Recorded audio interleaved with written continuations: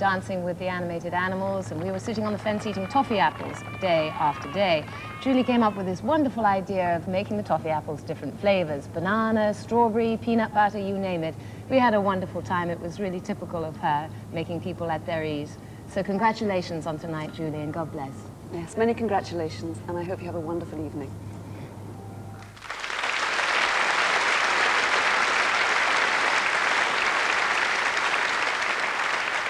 Yes, Julie Andrews, this is your evening. Now came the first of Julie's many films with Blake Edwards, who would soon be her husband. Her marriage to Tony Walton ended during the years of her greatest success, as much anything as a consequence of enforced separation and divergent careers. Blake Edwards was anxious to get Julie away from the spoonful of sugar image that was dogging her, and he opened up a whole new approach in Darling Lily, where she was a Mata Hari-style femme fatale. I'm not the girl back home you used to know. Oh, no, there's somebody special who needs you together or apart.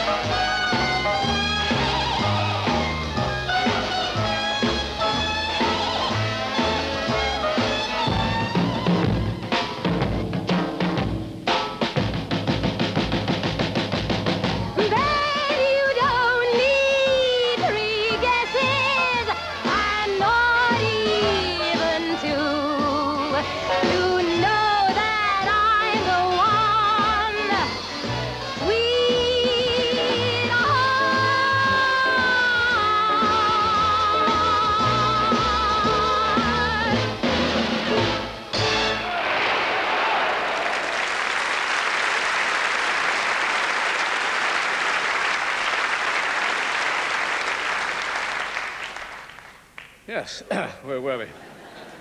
Julia's Mary Pop out there, making several happy men very old. Now, after her marriage to Blake Edwards, Julie Andrews took a rest from filmmaking to concentrate on her new family.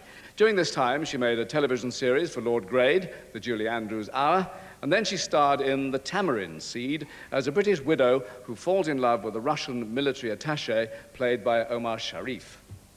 Now, the end of the 70s saw an enormous success for Julie and Blake.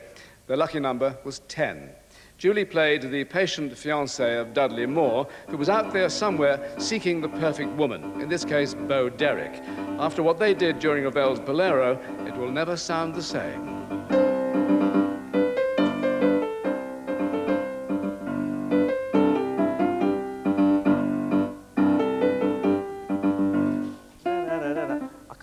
I cannot remember it. Bolero, of course, our theme tune from years ago. Hello, Julie. I'm sorry I can't, like a few other people tonight, be here. But here I am through the magic of tape. And I just want to congratulate you on your award. And that's why I played that piece of music so badly, just to remind you that the award is better than that performance. We, of course, worked on my first starring American role in the States. I'd done other American films, but not an actual starring role. And it was actually the most exciting time for me doing that film, working with you and Blake, and in an atmosphere that was very fun and playful.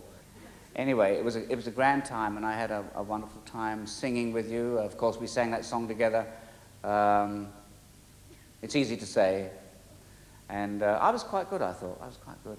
I don't know. Were you good? Yes, you were. You were wonderful, as always. And again, my congratulations to you on getting this very well-deserved award. The son of a bitch across the way has got a bigger telescope than we have. Not we have, you have. I don't need to peep into somebody else's windows to get my jollies. You're a dirty old man, George, and so's your friend. He's not my friend. Well, he should be. You must know him intimately by now. I don't watch him, I watch his broads. He's got a hell of a stable over there. Then he must be pretty good in the sack, huh?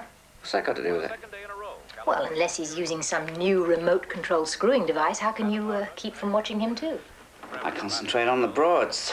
Well, he's around, isn't he? What are you getting so head up for? You got the time, or you want to wait till after the Late Show? First, I'm getting a little fed up at sexually emancipated ladies being referred to as broads. Second, I think a telescope aimed at anything other than the stars is an invasion of privacy and qualifies the voyeur as a peeping Tom. And there's a very good law against that. Third, the first two really wouldn't bother me a bit if you'd stop watching so goddamn much television and pay a little more attention to your bedroom guests. This guest in particular. Now, you want to argue or you want to make love?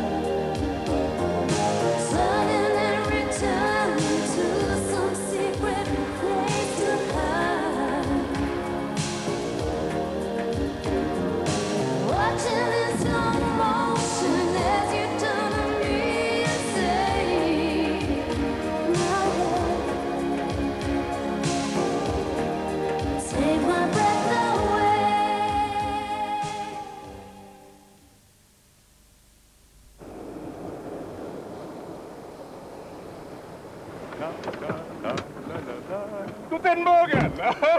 Morning, Klaus. Ah, Café Haag. Yes.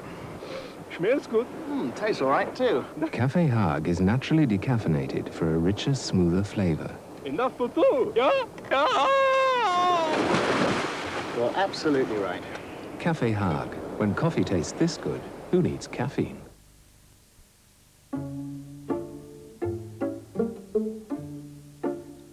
Cousin Wilna had a windfall. Rich! Rich! I'm rich! And of course she wanted to make the most of it, so we agreed to help. We said yes to a current account that pays interest. I think I'll take it. We said yes to a unit trust with an income. I'll take it. And we said yes to a bond for growth. 5 dozen, please. Currently, we manage over £1.5 billion worth of unit trusts and help nearly 3 million savers, more, in fact, than any other bank. If you want to make the most of your money, the answer's TESB. The art of looking good is choosing the clothes that are right for you. You know when the blouse you've chosen is almost right, but not quite. When the overall impression is spoilt by a little detail. Here at C&A, we appreciate the art of looking good. And with our style and your imagination, we've got all the clothes you need to create the look you want, beautifully. C&A and you looking good together. Oh, low sugar Ribena Light. It'll suit you down to the ground, because it's lower in sugar and full of blackcurrant goodness.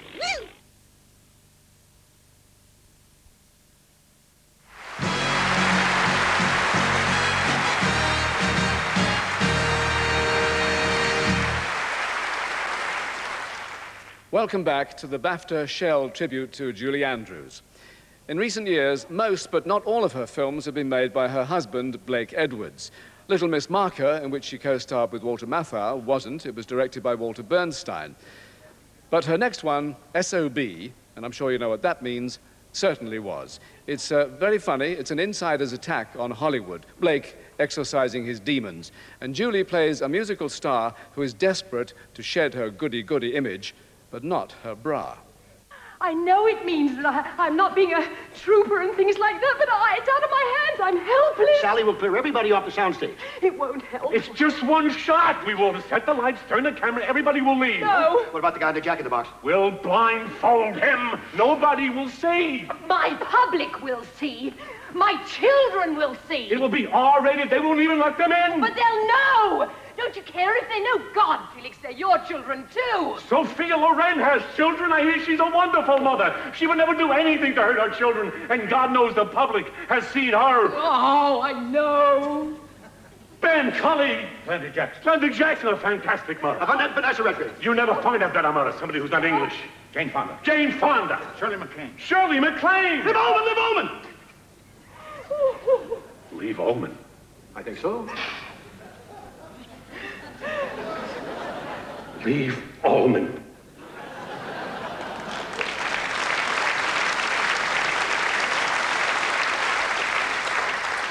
Well, her next part was even more daring, and it earned her an Oscar nomination. In Victor, Victoria, she played a woman who impersonates a male-female impersonator. Or would you rather be a fish?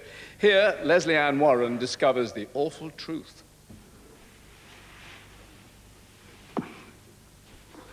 What are you doing?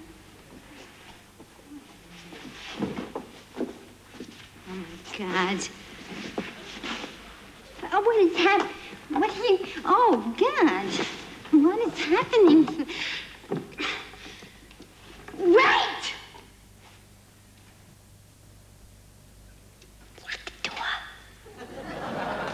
What's going on in there? You know you guys are in a lot of trouble. You two-timing son of a bitch! He's a woman!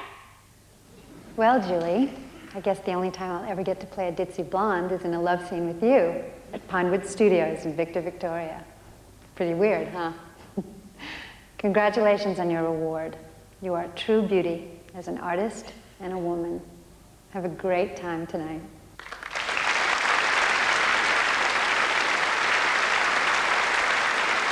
Thank you to Leslie Ann Warren in Hollywood. Now, successful people usually have successful friends, which is why so many of Julie's can't be here in person tonight. They're out there being successful. James Garner is no exception. Good evening, Julie, and congratulations on this wonderful award. You know, as I look back on my career, such as it is, I find that two of the films I'm most proud of are films that we co-starred, The Americanization of Emily and Victor, Victoria. And I particularly remember in Americanization of Emily, we had a lot of love scenes. And I kissed you, Julie, 550 times. I know, I counted them. And tonight I'd like to send you one more big kiss with lots of love. Have a wonderful evening. Good night. Not me! Not me! Ne bouge pas! Restez là! Oh.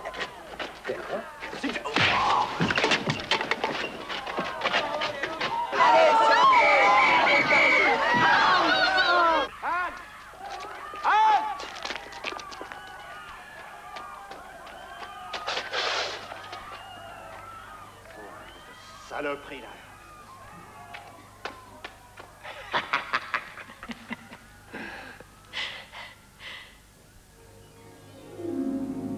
I don't care if you are a man.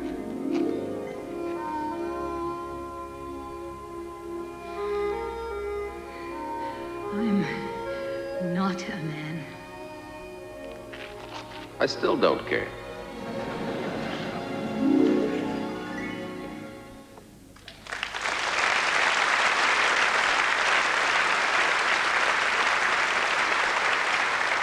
Sort of can't-lose situation, that. Now, Julie's next film was aptly titled The Man Who Loved Women, with Burt Reynolds, which was once again directed by Blake Edwards. Now, here's a strange thing. Almost all of Julie Andrews' film career has been outside her native country, so everyone over here was delighted that she came to Elstree to make Duet for One. We even forgave the director, Andrei Konchalovsky, for being Russian. It was an arduous, dramatic role, that of a concert violinist who is stricken with multiple sclerosis, a disease which destroys her marriage and her career. Julie spent a great deal of time with MS patients to gain an understanding of the illness. She also had to learn to play the violin from scratch.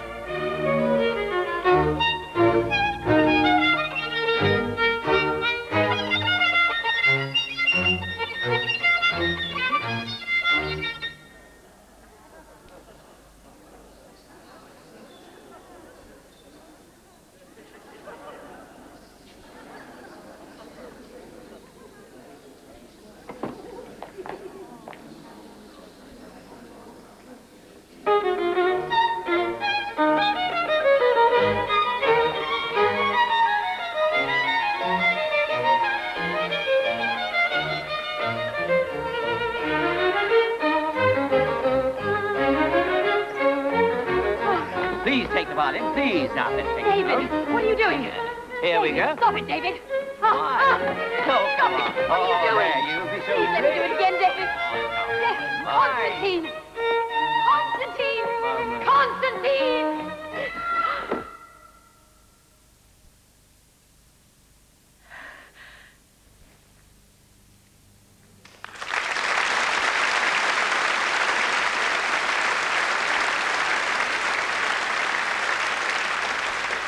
Julie Andrews' last film to be shown in Britain was also a very personal one. That's Life was made outside the Hollywood system. It was shot mostly at the Edwards' own home at Malibu on the shores of the Pacific Ocean. It features both Julie and Blake's children and the son and wife of her co-star Jack Lemmon. There's a word for all that. It's about the crisis of a man on his 60th birthday, unaware that his wife, a singer, is anxiously awaiting the result of a throat biopsy. Now let's meet the director, who, more importantly, has been Julie Andrews' husband for 20 years, Blake Edwards.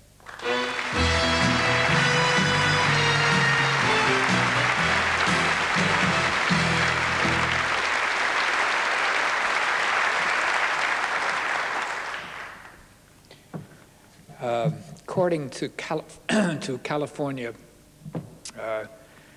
community property law, I'm entitled to half this award. And having seen it, I'll take the front half.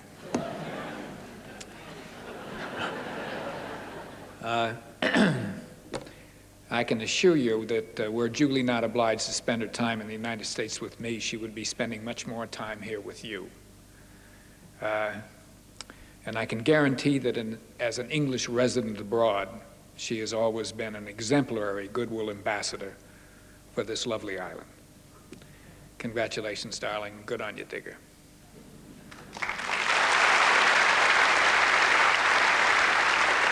Thank you, Blake Edwards.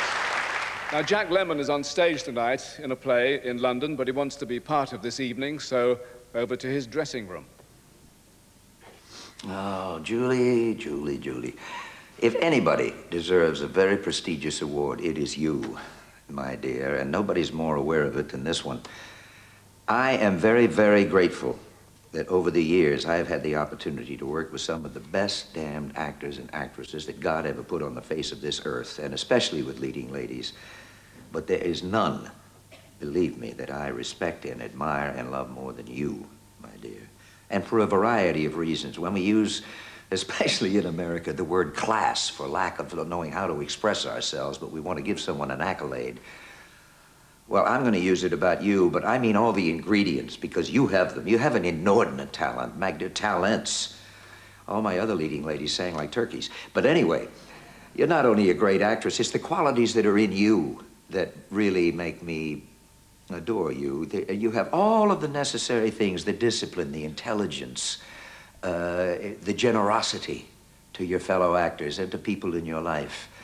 And above all, maybe all of the grace and the dignity that everybody has associated with you.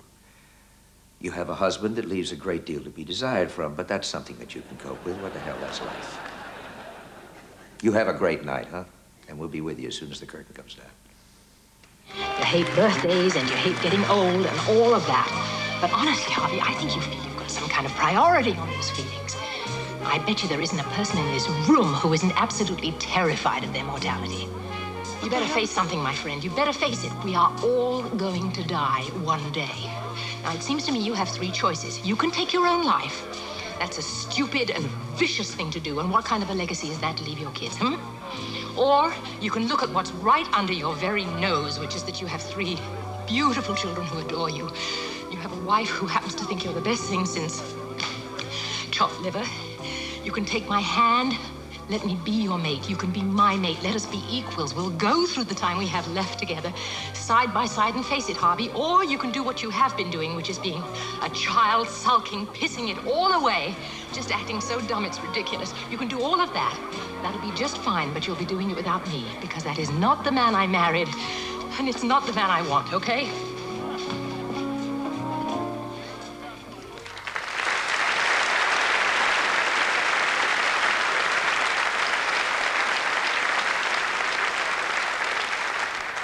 Now the time has come for Her Royal Highness, the Princess Royal, to present this year's British Academy tribute to Julie Andrews.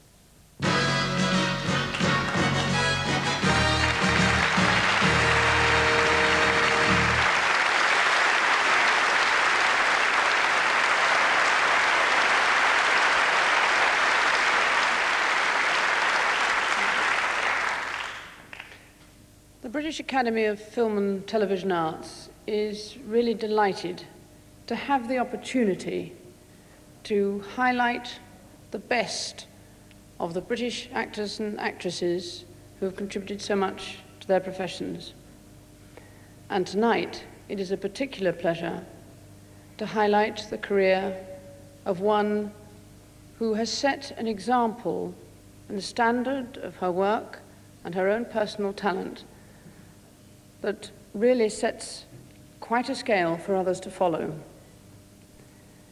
Julie Andrews has not only been an example to her profession, she has been a tremendous ambassadress for Britain, wherever she has performed and wherever she has been.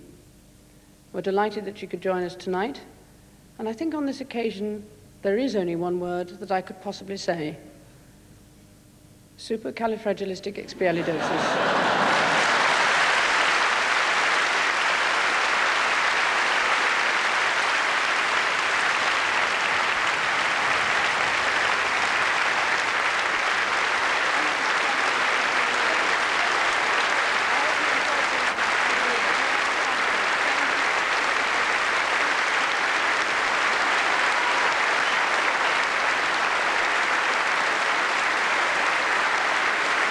Thank you.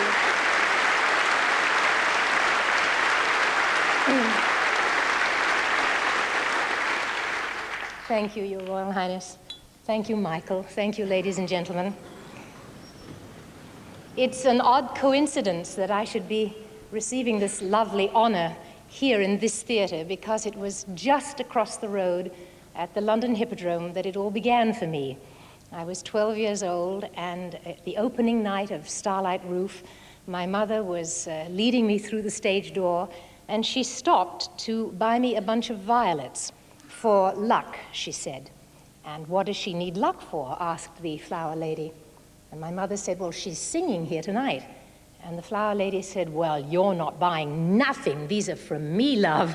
And she gave me 3 beautiful bunches of violets and wished me all the luck in the world. Well, I think ever since then I have been blessed with such an abundance of good fortune, and I have met so many wonderful people along the way who have been helpful and generous. The British film industry is something that can cross the world, and tonight I'm very, very happy to be here to celebrate with you all, and I'm very, very honored to receive this lovely award. I thank BAFTA and all the kind friends who have come across the country by film and in person to be here this evening. The British Academy of Film and Television Arts should be helped to continue its wonderful and creative work, because it's very, very important, not to us, but to the world. I'm very proud of my British heritage. I am first and always English, and I carry my country in my heart wherever I go. I've tried to honor her, and I have the funny feeling that perhaps tonight, in some small way, I've managed to do just that. Thank you so much for your kindness, and good night, and God bless.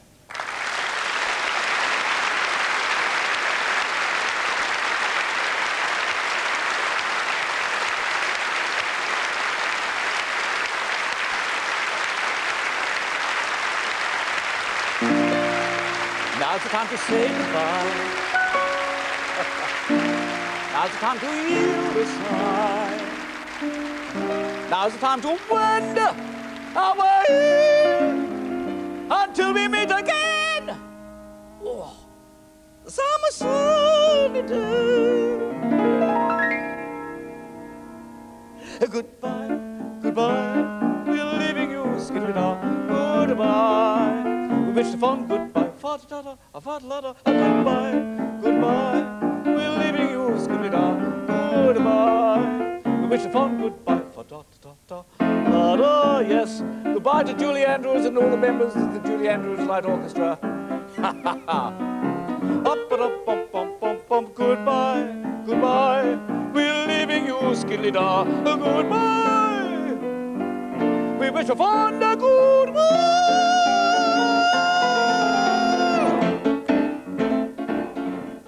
Well, next Thursday at 9 o'clock on ITV, Edward Woodward returns as the Equalizer.